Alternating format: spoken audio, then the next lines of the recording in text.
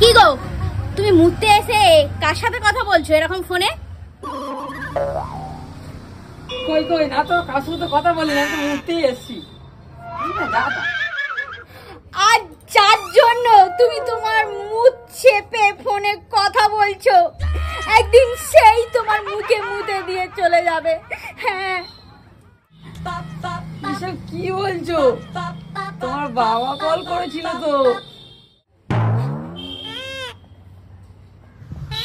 অনেক ভেবে দেখলাম, এবার আমি বুঝতে পারছি শ্বশুর আমার ঝাড়ের পাকা বাঁশটাই আমাকে দিয়েছে।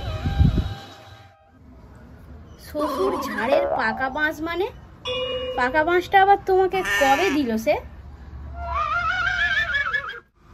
ওই বলো না, ওই যেদিন আমি 7 পাকে বাঁধা পড়েছিলাম না, ওই দিনই দিয়েছে। আমি ভেবেছিলাম কচি বাঁশ দেবে, পাকা বাঁশটাই দিয়েছে। দাঁড়া, তোর হচ্ছে। শ্বশুর পাকা বাঁশ দিয়ে জানো, দেখতে দেখতে না 6-6টা বছর তোমার সাথে আমার কেটে গেল। কি বলছো তুমি? দেখতে দেখতে 6টা বছর কেটে গেল?